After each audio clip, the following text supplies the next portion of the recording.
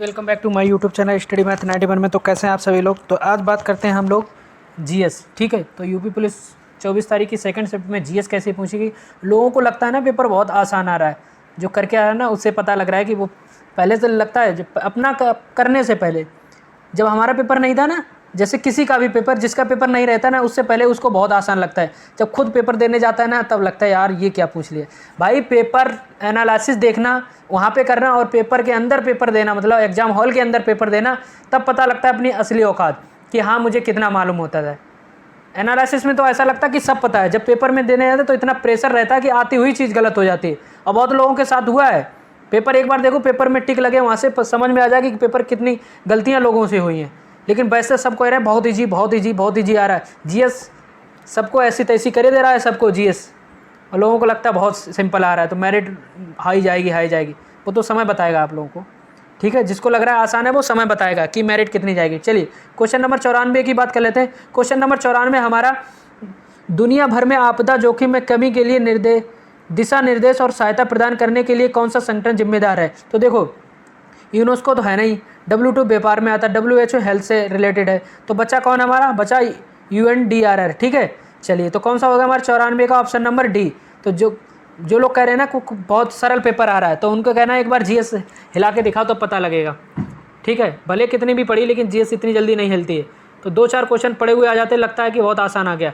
चलिए question number 95, reasoning थोड़ी आसान आ रही है, उससे ही सब आसान चिल्ला रहे हैं। चलिए क्वेश्चन नंबर 95 की बात कर लें। क्वेश्चन नंबर 95 हमारा 95 कह रहा है एन एरा ऑफ डार्कनेस किसकी। तो यार एरा ऑफ डार्कनेस ये बहुत चर्चित पुस्तक है, ये किसकी है, शशि थरूर की। किसकी है, शशि थरूर की। बहुत बार क्वेश्चन में पूछी गई है, यूपी पुलिस नहीं अदर एग्जाम में भी ये क्वेश्चन बहुत पूछा जाता है। ठीक है, चलिए G20 देशों में जी कार, तो सभी को मालूम है जी कार, तो ये तो सभी को मालूम होगा। जी मतलब G20, ठीक है, 20+1 हो गया।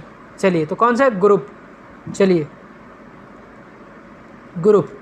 चलिए अब उसके बाद बात करते हैं क्षेत्रीय अधिकारी को क्षेत्र कार्य आधारित अनुसंधान को इस प्रकार वर्गीकृत किया गया है। तो क्षेत्र कार्य आधारित, तो इसका डाउट है मुझे वर्गीकृत, चलिए इसको छोड़ देते हैं, नहीं पता है तो बिल्कुल लगाते ही नहीं है। ठीक है, 98 पूर्व राष्ट्रपति डॉक्टर अब्दुल कलाम की PUR पूरा योजना संदर्भित थी, तो किससे थी, डॉक्टर आज़ाद की, अब्दुल कलाम आज़ाद।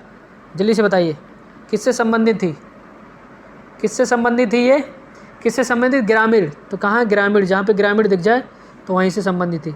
कहाँ से थी, ग्रामीण, तो कहाँ लिखा है ग्रामीण, ऑप्शन नंबर बी नहीं डी, ग्रामीण क्षेत्र में सुविधाओं का उपलब्ध कराया, ये इस पे थी। ठीक है, कौन सी, PURA।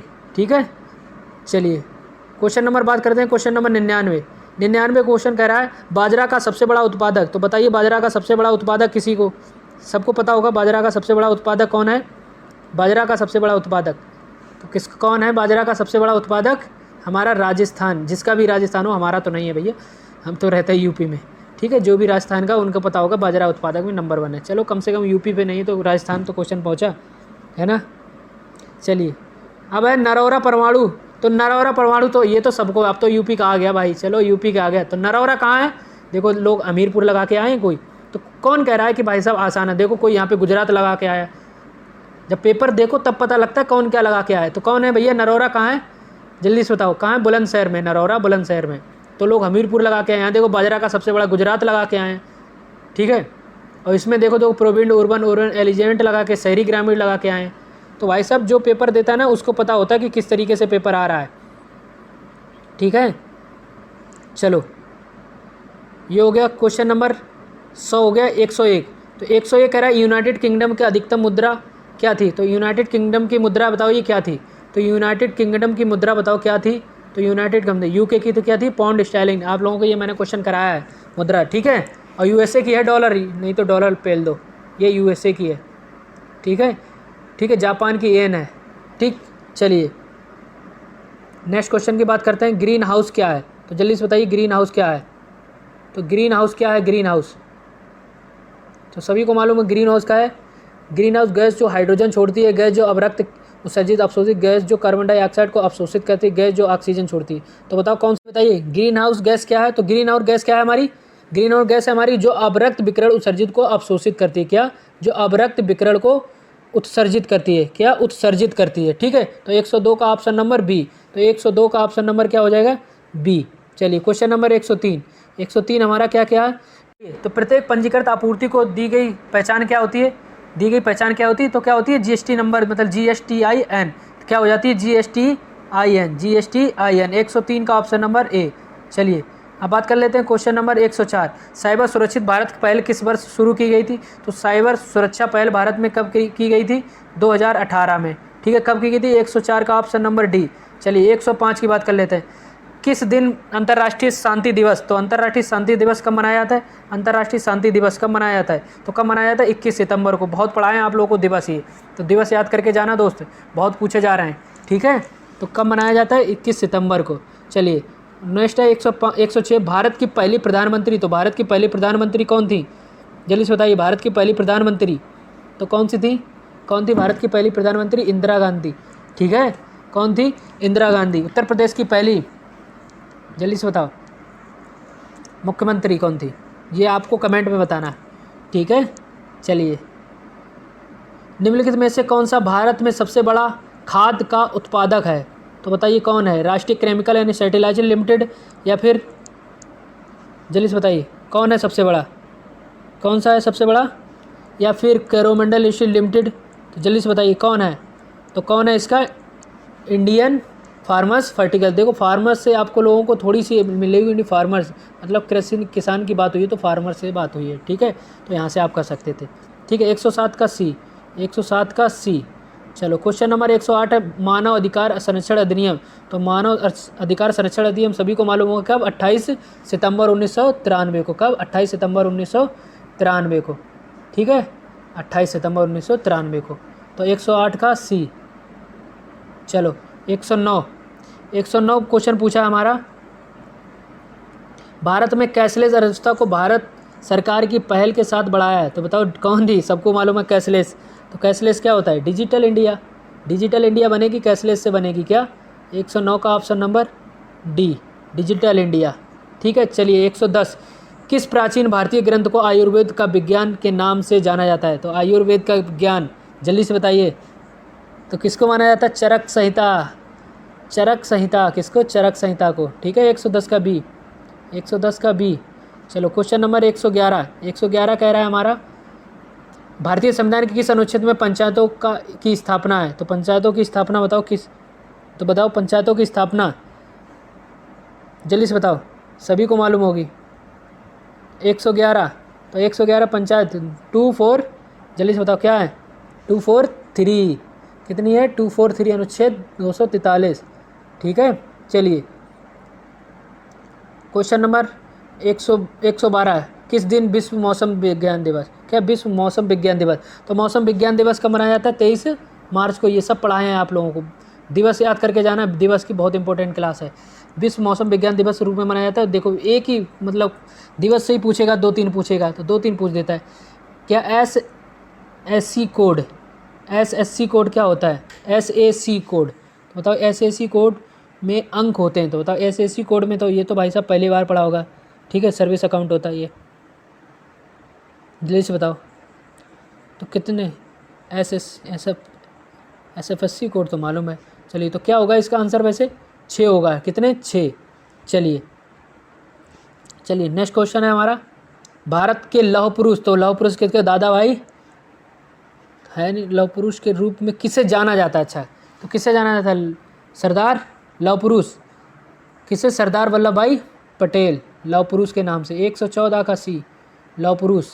ठीक है, उसके बाद भारत ने ब्रिटिश शासन में किस वर्ष स्वतंत्रता प्राप्त की? ब्रिटिश शासन से कब, किस वर्ष स्वतंत्रता प्राप्त की भारत ने? 1947 में। कब की? 1947 में। चलिए क्वेश्चन नंबर 116। 1997 में अपनाई गई किस अंतर्राष्ट्रीय संधि का उद्देश्य रासायनिक हथियारों के उत्पादक, भंडारण और प्रयोग के समाप्त करना है? तो बताइए क्या समाप्त करना है? तो जल्दी से बताइए। Question number 116। 116 को जाए रासायनिक हथियार सम्मेलन, CWC। ठीक है, चलो CWC ऑप्शन नंबर ए। चलिए क्वेश्चन नंबर 116 हो गया। 117, चलिए 117 की बात करते हैं। जम्मू और कश्मीर में बार आर्गेस्ट बेस्ट के लिए राजदूत के रूप में सितंबर 2023 में किसे नामित किया गया? तो जम्मू कश्मीर में क्या? बार आर्गेस्ट बेस्ट के रूप में। तो कैप्टन किसे किए थे? कैप्टन बना सिंह को। किसको? कैप्टन बना सिंह को। ऑप्शन नंबर डी 117 का। चलिए क्वेश्चन नंबर 118 है हमारा। 118 हमारा कह रहा है कोशिका में राइसोसोम का मुख्य कारक क्या होता है? बताओ राइसोसोम का मुख्य कारक क्या होता है? प्रोटीन संश्लेषण करना। क्या होता है? प्रोटीन संश्लेषण करना। 118 का ऑप्शन नंबर डी। चलिए 119 कह रहा है मैंग्रोव वितरण मुख्य रूप से अंडमान निकोबार द्वीप समूह के निम्नलिखित द्वीप समूह में भागों में से किस में पाया जाता है? तो किस में पाया जाता है? जल्दी से बताइए। मैंग्रोव। तो मैंग्रोव किस में पाया जाता है? उत्तरी अंडमान निकोबार में। ठीक है, उत्तरी अंडमान निकोबार में मैंग्रोव पाया जाता है। ठीक है, चलिए क्वेश्चन नंबर 120 NOA का मतलब क्या है? तो NOA का मतलब क्या है? जल्दी से बताइए। तो क्या है? National oceans and atmosphere administration. ठीक है, एडमिनिस्ट्रेशन। तो एडमिनिस्ट्रेशन से आप लोग पहुंच गए होंगे। ठीक है, तो कोई लगा के आया देखो एसोसिएशन। ठीक है, तो क्या? Association atmosphere administration. ठीक है, ऑप्शन नंबर ए। चलिए क्वेश्चन नंबर 121 कौन सा भारतीय राज्य चाय का प्रमुख उत्पादक है? तो सही लगा के आया कोई। चाय का प्रमुख उत्पादक कौन है? असम। ठीक है, कौन है? असम। चलिए क्वेश्चन नंबर हमारा 122 कह रहा है कि संयुक्त राष्ट्र सुरक्षा परिषद की भूमिका क्या है? तो संयुक्त राष्ट्र सुरक्षा परिषद की भूमिका क्या है? तो शांति है। कहाँ की है? लेकिन अंतर्राष्ट्रीय शांति और सुरक्षा बनाए रखना। ठीक, ये संयुक्त राष्ट्र परिषद की है। ठीक है, चलिए समझ में आ गया। ठीक है, यूएनएससी। चलो अब क्वेश्चन नंबर 123 कह रहा है भारत में किस अधिनियम ने गैर कानूनी और आतंकवादी गतिविधियों से निपटने के लिए रूपरेखा प्रदान की? बताओ कौन से में की? जो कोई बढ़िया लगा के आया बिल्कुल ऊपर, या तो तुक्का होगा या तो बिल्कुल उसका ठीक होगा। ठीक है, तो 123 का ऑप्शन नंबर ए। ठीक है, चलो तो क्या ज्यामिति के जनक? तो ज्यामिति के जनक आप लोग जाते हैं, बताओ ज्यामिति के जनक कौन है? जल्दी से बताओ। तो सभी को मालूम होगा इसके ज्यामिति के जनक। तो कौन है? यूक्लिड। और लोग लगा के होंगे पाइथागोरस, प्रमेय सोच के लगा दिए होंगे पाइथागोरस। ठीक है, चलिए 124 का डी। 125 कह रहा है सोशल मीडिया संचार में एनालिटिक्स टूल्स विश्लेषण उपकरण का उपयोग करने का प्राथमिक लाभ। तो क्या है? एनालिटिक्स के पूछा है। ठीक है, सोशल मीडिया का संचार टूल्स विश्लेषण उपकरण का प्रयोग करने के लिए तो सबसे बड़ा प्राथमिक लाभ क्या है? तो सबसे बड़ा क्या है? प्रदर्शन को मापना। क्या है? प्रदर्शन को मापना। प्रदर्शन को मापना। ठीक है, तो ऑप्शन नंबर सी। चलिए क्वेश्चन नंबर 126 करो वह धन है जो वैध तरीकों से अर्जित किया जाता है और इसका हिसाब किताब रखा जाता है। इसके लिए आयकर या अन्य कर का भुगतान किया जाता है। तो क्या होता है? जो अन्य वह धन जो वैध तरीकों से, तो वैध तरीकों तो काला धन अलग होता है, जो वैध तरीके तो वो सफ़ेद धन होता है। ठीक है, काला धन होता है जो अवैध तरीके से। ठीक है, चलिए हो सकता है आपकी बार अवैध तरीके वाला क्वेश्चन आए। चलिए क्वेश्चन नंबर 127 है भारतीय संविधान की प्रस्तावना उद्देशिका में कौन सा शब्द यह दर्शाता है कि भारत किसी भी बाहरी नियंत्रण से मुक्त है? तो बताओ क्या दर्शाता है? भारत किसी किन से? भारत एकदम क्या है? संपूर्ण प्रभुत्व संपन्न। ठीक है, 127 का बी। चलो अब चलते हैं 128 नंबर। 128 कह रहा भारत में निम्नलिखित में से कौन सा पठार अरावली और विंध्य क्षेत्र में के बीच में है? तो कौन सा है? अरावली और विंध्य क्षेत्र के बीच में कौन सा है? जल्दी से बताओ। सॉरी, तो कौन सा है? जल्दी से बताओ। अरावली और विंध्य के क्षेत्र में तो कौन सा है? मालवा का पठार। कौन सा है? मालवा का पठार। ठीक है, सॉरी, मालवा का पठार। ठीक, चलिए अब बात कर लेते हैं नेक्स्ट क्वेश्चन हमारा सोशल मीडिया में कंटेंट क्यूरेशन शब्द क्या अर्थ है? तो कंटेंट क्यूरेशन क्या होता है? तो सोशल मीडिया आप लोग प्रयोग करते हैं तो कंटेंट से क्या होता है? हमारा क्या? अन्य स्रोतों से प्रोसेसिंग कंटेंट का चयन, आयोजन और साझाकरण। ठीक है, कंटेंट क्यूरेशन का मतलब होता है। ठीक है, 129 हो गया। अब चलते हैं 130। पेनिसिलिन की खोज जिसने चिकित्सा की क्रांति ला दी का श्रेय इन्हें दिया जाता है। तो बताओ पेनिसिलिन की खोज, तो इस श्रेय किन्हें दिया जाता है? बताओ किन्हें दिया जाता है श्रेय पेनिसिलिन का? तो किससे दिया जाता है? जिन्हें एकदम क्या क्रांति ला दी? जल्दी से बताइए। तो कौन से? अलेक्जेंडर फ्लेमिंग, इन्होंने क्रांति ला दी। ठीक है, चलिए तो ऑप्शन नंबर 130 का सी। चलिए क्वेश्चन नंबर 130 हो गया। 131 भारत रूस वार्षिक शिखर सम्मेलन का क्या महत्व है? तो भारत और रूस के शिखर सम्मेलन का मतलब क्या है? तो बताइए क्या है? तो अपने रणनीतिक संजीते और सच्चा सहयोग से मजबूत करना। ठीक है, क्या? रणनीतिक साझेदारी और रक्षा सहयोग को मजबूत करना। तो यूएसए से हम लोग वाकई में विस्फोट चीज़ें मंगाते ही हैं तो सहयोग करते हैं। ठीक है, रक्षा संबंधी। चलिए तो ये रहे आप लोगों के पूरे संबंधित शब्द ज्ञात कीजिए। भाज्य, भाज्य, विषम सम, ये आ गई अब आपकी रीजनिंग। ठीक है, तो ये रहे आप लोगों के टोटल 38 क्वेश्चन जो जीके जीएस से पूछे जाते हैं। तो आप लोगों के जीके जीएस में कितने क्वेश्चन ठीक गए इसमें से, और किसको लगता है पेपर ईजी आया तो कमेंट में जरूर बताना। जिसको लगता है पेपर ईजी आया तो वो एक बार कमेंट में जरूर बताना। ठीक है, क्योंकि सब लोग डरे हुए हैं ना कि सर मेरिट हाई जाएगी, मेरिट हाई जाएगी, पेपर बहुत ईजी बन रहा है। ठीक है, तो और किसके हैं जो 120 प्लस क्वेश्चन ठीक करके आया वो भी कमेंट में अपने बताना। अगर जिसका भी पेपर इस वाले शिफ्ट में हुआ, जो भी एनालिसिस देख रहा है, किसके 120 प्लस सही जा रहे हैं ये कमेंट में जरूर बताना। अगर जिसको लगता है पेपर ईजी है तो वो कमेंट जरूर करना भाई। ठीक है, चलो आज की क्लास को यहीं पे समाप्त करते हैं। बने रहिए हमारे साथ। जय हिंद, जय भारत। अब लाएंगे रीजनिंग का एनालिसिस सेकंड शिफ्ट का। ठीक है, तो चलिए आज की क्लास को यहीं पे समाप्त करते हैं। जय हिंद, जय भारत।